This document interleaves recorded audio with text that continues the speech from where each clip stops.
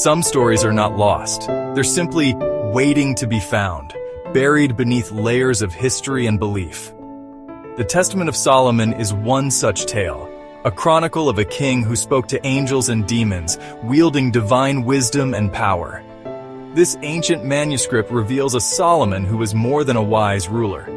He was a master of spirits, building a house for God with forces both seen and unseen. The Testament invites us to look beyond familiar stories, to rediscover a world alive with spiritual energy and mystery. As we begin, let us listen to the echoes of a forgotten past and embark on a quest for the lost wisdom of a legendary king. Let the whisper from the sands of time become a clear voice, guiding us on our path.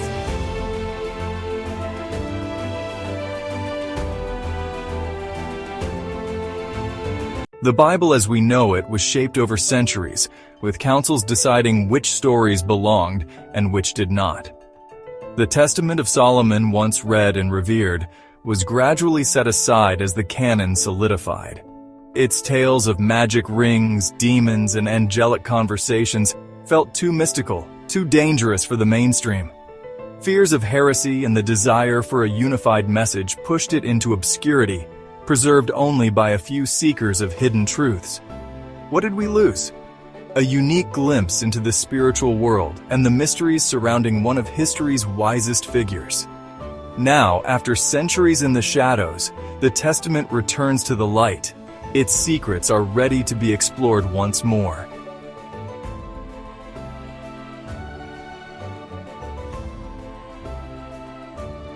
Solomon, son of David, is famed for wisdom, a gift granted by God when he humbly asked for discernment, not riches or power. His legendary judgment, like the story of the two mothers, revealed a deep empathy and understanding of the human heart. Solomon's Proverbs distilled timeless truths, teaching that true wisdom begins with awe and humility before the divine. But the Testament of Solomon expands his legend. Here, his wisdom bridges the human and spiritual realms. He commands spirits, discerns their nature, and interacts with forces shaping destiny itself. This is the Solomon we meet, a king of wonder, a bridge between heaven, earth, and the unseen. Our journey will reveal the vastness of his mind and the mysteries he encountered.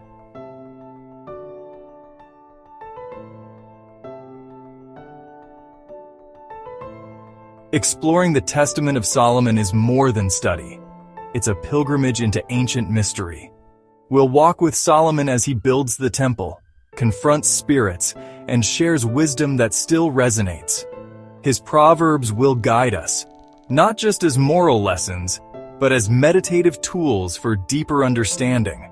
The story blends faith, magic, and royal authority, challenging us to see beyond the surface. As we open this lost book, we become seekers, ready to build our own sacred space within, even amid chaos. The journey into Solomon's lost wisdom starts now.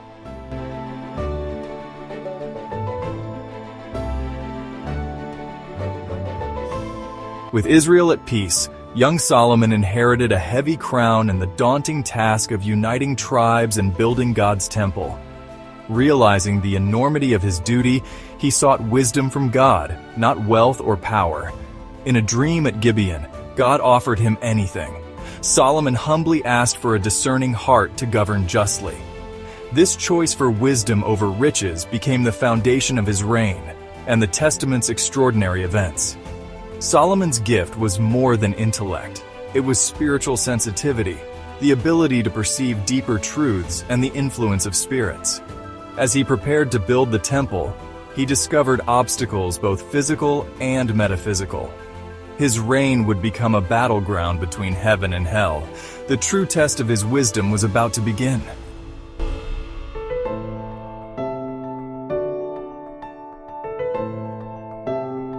The temple's plans were magnificent, drawn from my father David's vision, a jewel for Jerusalem. The finest cedar, stone, and gold were gathered, and armies of skilled craftsmen toiled from sunrise to sunset. Yet, mysterious setbacks plagued us.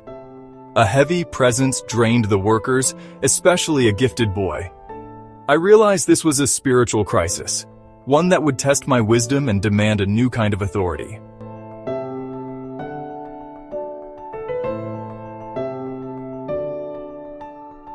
I summoned the boy to my chambers. He was pale and weary, haunted by a demon named Orneus. Each night the spirit drained his strength and stole his wages, leaving him weaker. The boy was terrified, desperate for help. I knew only divine power could save him. So I fell to my knees and prayed for the strength to defeat Orneus and protect the sacred work.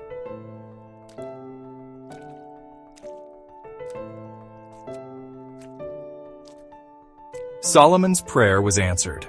A blinding light filled the chamber, and an angel appeared. Archangel Michael, commander of God's armies.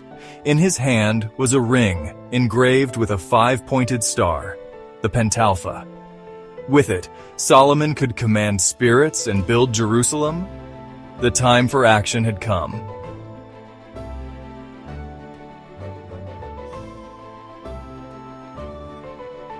Armed with the divine ring, I gave it to the boy and told him, "When the demon appears, throw this at his chest and say, 'In the name of God, King Solomon calls for you.'" That night, as Orneus appeared, the boy bravely threw the ring and spoke the words. The ring struck true. The demon recoiled, bound by the seal of God. The boy led the subdued spirit to me in the palace. Compelled by the seal, Orneus revealed himself, a vampire demon, preying on mortals, now powerless before King Solomon.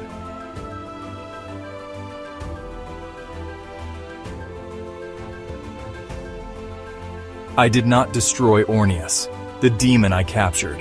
Instead, I saw an opportunity. Using the ring's authority, I commanded Orneus to build the temple, turning chaos into creation.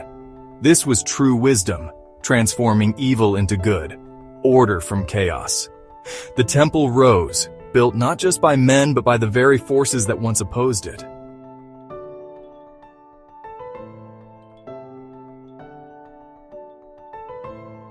In Solomon's throne room, the demon Orneus, bound by the king's ring, summoned his master. A chill swept the hall as Beelzebul, prince of demons, appeared, defiant, powerful, and furious. Solomon calmly raised the ring, its seal forcing the demon to submit. Man and demon faced off, wisdom and faith against ancient darkness. In that moment, the balance of power shifted, and a new chapter in the war between good and evil began.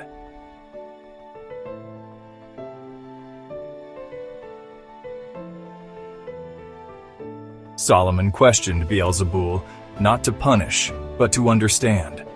The demon revealed his purpose, to bring destruction and darkness, yet confessed he was powerless before the sacred name Emmanuel.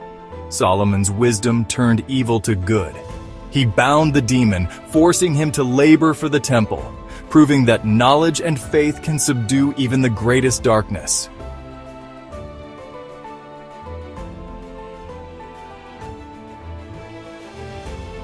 In Solomon's throne room, 7 ethereal women appeared, spirits of strife, deception, and conflict known as the Pleiades. Their beauty was cold, their influence malevolent, sowing discord and chaos among humanity. Yet Solomon learned their secrets and forced them to build the temple, transforming chaos into harmony. The forces of strife were compelled to work together, their energy channeled into unity and order.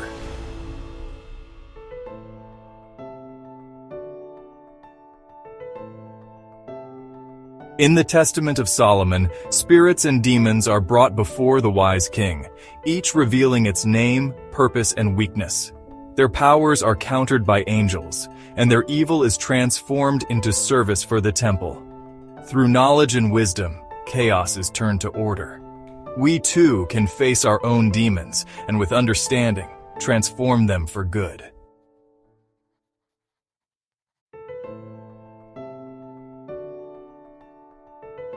Not all spirits I faced were monstrous. Some, like Tephrus, the demon of ashes, brought sickness and fear, haunting graveyards and crossroads. But I learned its weakness, Archangel Azel. Instead of destroying Tefras, I commanded it to bake bricks for the temple, transforming destructive fire into creative purpose. Even our suffering can forge strength if we meet it with wisdom and a peaceful heart.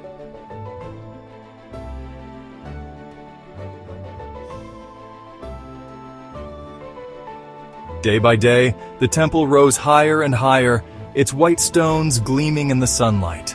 The work, which had once been slow and plagued by despair, now proceeded at a miraculous pace. An unseen army was at work alongside the human laborers. A legion of demons, bound by the seal of God and the wisdom of the king, now served the great project. Ornius quarried the stone. Beelzebul sawed the marble. The 7 sisters wove the ropes. Asmodeus molded the clay. The demon of horses lifted the heavy blocks. The demon of ashes baked the bricks. Every spirit that had been brought before me was given a task suited to reversing its evil nature. The human craftsman worked with renewed vigor. The oppressive atmosphere that had once hung over the site was gone, replaced by a sense of purpose and divine protection. They worked side by side with supernatural power, witnessing a miracle unfold before their eyes. The temple was becoming more than just a building. It was a testament to the power of wisdom over chaos, of order over disorder. It was a physical manifestation of a spiritual truth, that even the most corrupt and destructive forces in the universe could be subjugated and made to serve the will of God. The entire project was, truly, a grand act of cosmic alchemy. I would often walk the construction site, observing the progress.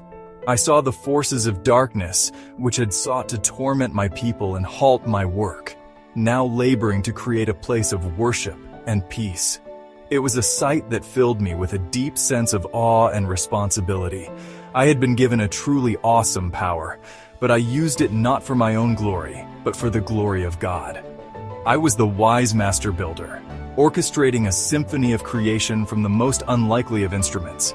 I had turned my kingdom's greatest spiritual threat into its greatest asset.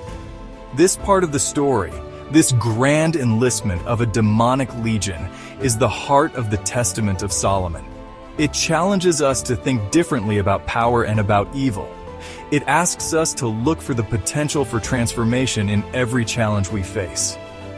As I myself wrote, "He who is wise wins souls." In my own unique way, I won these spirits, not by converting them, but by conquering their will and redirecting their energy. I demonstrated that true mastery is not about annihilation, but about transformation. The great temple was built not just on a foundation of stone, but on a foundation of this profound, paradoxical, and powerful wisdom.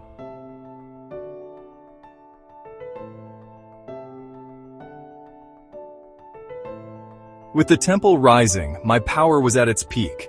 I was not just king, but master of a supernatural workforce. Demons bound to my will, building a house for God. Yet, to command darkness is dangerous. The wisdom I gained was vast but tainted. My greatest test was not ruling demons, but ruling myself.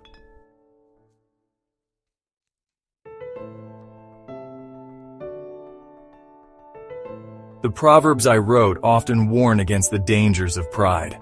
I wrote, "Pride goes before destruction, a haughty spirit before a fall." It is, honestly, a timeless piece of wisdom, a warning that has echoed through the ages. And yet even I was not immune to the very trap I described. How could I be? I was a king of unparalleled wealth and influence. I was a builder of wonders. I commanded not only men but spirits. It would take an almost superhuman humility to remain grounded under the weight of such accomplishments. The danger for me was that I might begin to confuse God's power, flowing through me, with my own. The Testament of Solomon paints a subtle picture of this shift. My focus, once solely on the completion of the temple for God's glory, began to include my own glory as well. I had solved an impossible problem. I had brought order to chaos. It was my wisdom, my authority, my will that had accomplished this. The constant victories, The daily exercise of absolute power over supernatural beings began to inflate my sense of self. The shadow of pride, that constant companion of great men, started to lengthen. The master of demons was slowly, almost imperceptibly, becoming a slave to his own success. This is a challenge we can all understand. When we succeed at something, when we overcome a great obstacle, it is natural to feel a sense of pride. But my proverb reminds us where that path can lead. The moment we begin to believe that our strength comes solely from ourselves, we are on shaky ground. We forget our reliance on a higher power, on the community that supports us, on the simple grace that allows us to succeed. My story becomes a cautionary tale. My unique situation, commanding demons, simply magnifies a universal human struggle. The greatest spiritual battles are often fought not against external foes, but within our own hearts. The power I wielded was seductive. It offered knowledge, control, and efficiency. The demons could do things no human could. They could build faster, lift heavier, and reveal secrets hidden from mortal eyes. It was a tempting shortcut. But shortcuts often lead us away from the intended path. My reliance on this dark power, even for a good end, created a vulnerability. It was a crack in the foundation of my spiritual life. And as the temple neared completion, a new influence was about to enter my life, one that would exploit that very crack with devastating consequences. The shadow of my power was about to become a doorway for a new kind of challenge.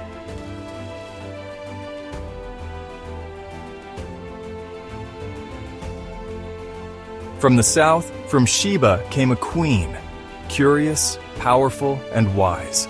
She brought treasures and questions, seeking the truth of my legendary wisdom. Her arrival was grand, her questions challenging. I answered all, and she was amazed. Yet, as admiration grew, so did distraction. My heart, once devoted to purpose, was pulled by desire. The queen's visit marked a turning point, when the world's beauty began to reclaim my attention from the heavens.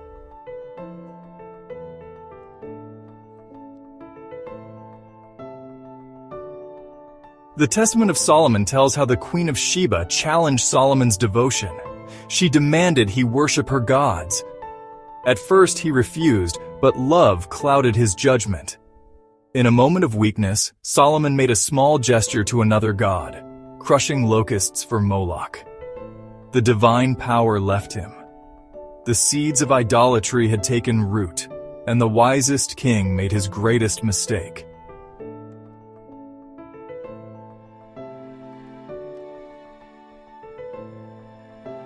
Let us pause here. Let us meditate on this tragic turn of events. Solomon's story is a powerful reminder of our own human frailty. It is easy to judge the king from our vantage point, thousands of years later. But how many of us have made compromises? How many of us have let small, seemingly insignificant choices lead us down a path we never intended to travel? Solomon's fall was not a sudden leap from a great height. It was a slow drift, a series of small steps away from the light. It began with pride in his own power, was nurtured by distraction, and culminated in a single act of foolish compromise. We can return to Solomon's own words for guidance. In his Proverbs he wrote, "Above all else, guard your heart, for everything you do flows from it." This is the core lesson of his downfall. He failed to guard his heart. He allowed his focus to shift from God to his own accomplishments. He allowed his heart to be captured by a worldly passion, and from that unguarded heart flowed the decision that cost him everything. Guarding our heart is a continuous, active process. It means being aware of our motivations, our desires, and our weaknesses. It means constantly course-correcting, turning our attention back to what is truly important. The wisdom that Solomon lost was not just knowledge, it was a state of being, a connection. It was the discerning heart he had prayed for, the ability to see things as God sees them. When he chose to honor a false god, even in a small way, he clouded his own vision. He could no longer discern clearly between right and wrong because he himself had blurred the line. This is the nature of compromise. It dims our inner light. It quiets the voice of our conscience. It makes it easier to take the next wrong step and the next. The path to ruin is often paved with small, seemingly harmless concessions. Solomon's story is not just about his fall. It is also a lesson in the wisdom of humility. His rise began with a humble prayer, acknowledging his own limitations. His fall began when he forgot that humility. True wisdom is not about knowing everything or having all the power. It is about knowing our place. It is about understanding our dependence on a wisdom greater than our own. It is about recognizing that our greatest strength lies not in our ability to command the world, but in our ability to surrender our hearts to God. Solomon, in his tragic mistake, becomes our teacher once more, showing us the path not to take.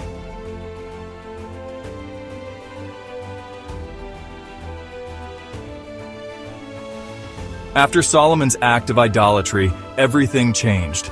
The power of the ring was gone. The demons who had been his slaves were now his equals, perhaps even his masters in a subtle way. The Testament says that he was now tormented by them.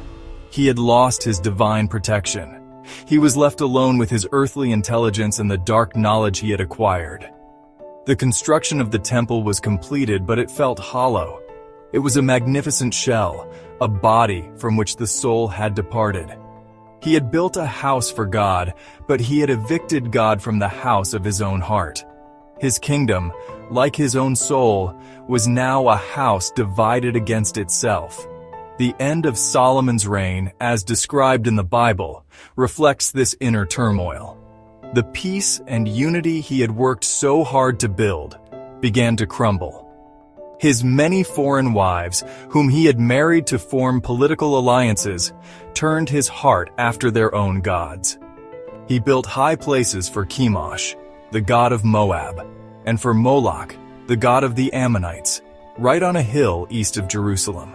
The very king who built the temple to the one true God was now sponsoring idol worship within sight of its holy walls. The great unifier had become the great compromiser. The consequences were severe. The Lord declared to Solomon that because he had broken the covenant, the kingdom would be torn from him. It would not happen in his lifetime for the sake of his father David, but his son would inherit a fractured nation. The seeds of civil war were sown by the king's own actions. The great golden age was ending, not with a bang, but with the slow, sad erosion of faith and integrity. The peace that had defined his reign gave way to unrest and rebellion. The wisdom that had been his trademark was now seen as a shadow of its former glory. Solomon, in his later years, was a tragic figure. He had everything the world could offer: wealth, power, fame, and knowledge. Yet he had lost the one thing that mattered most: his pure, undivided relationship with God. The Testament of Solomon serves as a powerful, mystical commentary on this decline. It explains the spiritual mechanics behind his fall from grace. He opened a door to the demonic realm to build his temple, but he failed to keep the door to his own heart closed to their influence. His story is a timeless and sobering lesson. A house built with the hands of angels and demons cannot stand if its master's heart is divided.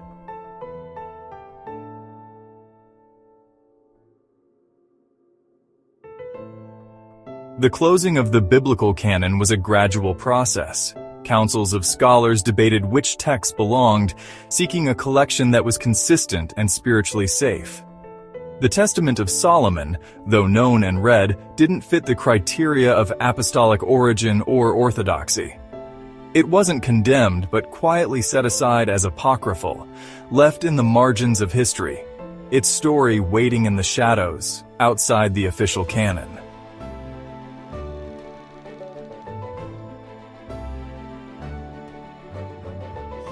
The Testament of Solomon was excluded for its controversial content.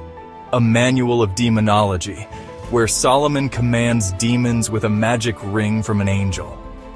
Church leaders feared it blurred the line between faith and occult ritual. encouraging believers to seek power over spirits. Its detailed demonology and focus on controlling evil made it too risky. Its exclusion from the canon was inevitable. At the heart of sidelining the Testament of Solomon was a deep fear of forbidden knowledge. The story of Adam and Eve shows the danger of seeking knowledge meant only for the divine.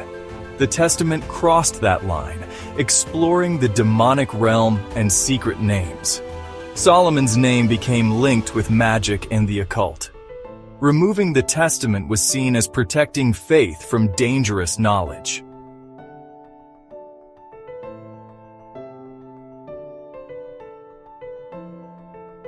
When a book is set aside, something is always lost. The Testament of Solomon offered a vision where even darkness could be transformed by wisdom and purpose. Solomon's story showed us how to confront our inner demons and build meaning from struggle. By losing this tale, we lost a cosmic dimension of wisdom, one that speaks to the heart of the human condition.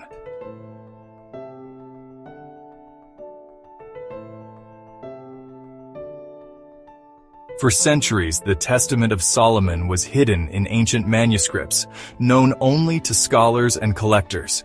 Rediscovered in the 17th century, it emerged from dusty archives into the light of academic inquiry. Today, anyone can explore its mysteries online, drawing their own conclusions. The Testament of Solomon invites us to reclaim a lost piece of spiritual heritage and wonder.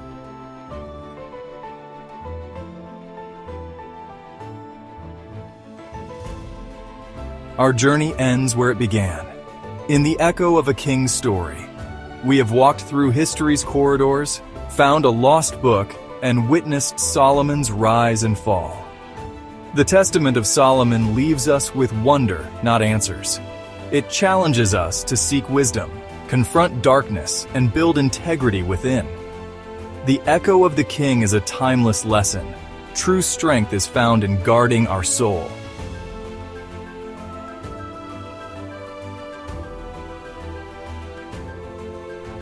The world of Solomon, with its angels and demons, may seem distant from our own. We live in an age of science and technology, of data and algorithms. We have traded magic rings for smartphones and celestial wisdom for artificial intelligence. Yet, if we look closely, we can see that the struggles of Solomon are our own struggles, simply dressed in different clothes. The Testament of Solomon is not just an ancient text, it is a mirror. It reflects the eternal conflicts that take place within every human heart. It shows us that our modern world, for all its progress, is still haunted by the same old ghosts. We may not call them demons, but we know their work. We know the spirit of division that turns communities against each other. We know the spirit of despair that drains our energy and hope. We know the spirit of addiction that promises pleasure, but delivers only bondage. We know the spirit of pride that convinces us we have all the answers. The Testament gives these forces names and faces, but we feel their influence every day. They are the unseen architects of our anxieties, our conflicts, and our deepest sorrows. The story of Solomon offers a powerful idea that these forces can be named, confronted, and even overcome. The Ring of Solomon, with its seal of God, is a beautiful metaphor for the power of faith and purpose. In a world that often feels chaotic and meaningless, the story reminds us that we have a tool to bring order into our lives. Our ring is our connection to our highest values, our sense of purpose, our faith in something good and true. When we act in alignment with that purpose, we find a strength we did not know we had.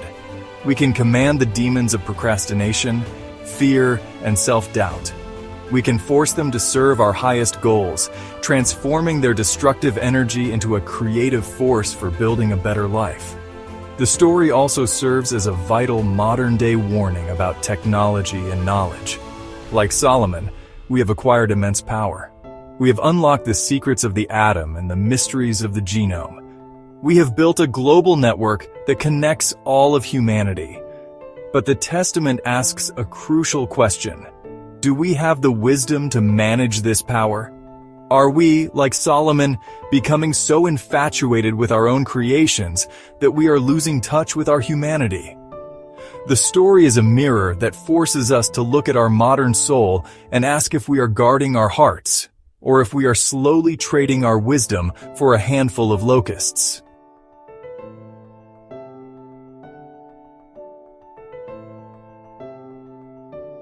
Our journey through the lost wisdom of Solomon ends here, but the quest for wisdom itself never ends. It is the great defining adventure of human life. The texts and stories left behind by our ancestors are not just historical records. They are maps. They are guidebooks left for us by those who have walked the path before. The Testament of Solomon is one such map, a rare and fascinating chart that shows a different route through the landscape of the Spirit. It reminds us that there are many paths to understanding and that sometimes the most valuable lessons are found in the places we were told not to look. The wisdom of Solomon, whether in the Proverbs or the Testament, ultimately points toward a single, fundamental truth. As he himself wrote, "The fear of the Lord is the beginning of wisdom." This does not mean we should be afraid of God. It means we should live in a state of awe and wonder. It means recognizing that the universe is far more complex and mysterious than our minds can ever fully grasp. It is a call to humility. It is the understanding that true wisdom begins when we admit that we do not have all the answers. This humility is the key that unlocks the door to deeper insight and a more meaningful life. Let us carry the lessons of this journey with us. Let us be inspired by Solomon's courage to face the darkness, both in the world and within himself. Let us be humbled by his fall, a reminder to always guard our own hearts against pride and distraction. And let us be encouraged by the idea that even our greatest challenges, our personal demons, can be harnessed for a higher purpose. The story invites us to become the wise rulers of our own lives, to build a sacred space within, and to use whatever gifts we have been given to serve something greater than ourselves. The quest for wisdom is not about arriving at a final destination. It is about the journey itself. It is about asking the hard questions, embracing the mysteries, and listening for the whispers of truth in the stories of the past. The lost wisdom of Solomon is not truly lost as long as we continue to seek it. It lives on in every person who chooses understanding over ignorance, compassion over judgment, and humility over pride. The path is before you. The great adventure awaits. The unending quest for wisdom is now yours to continue.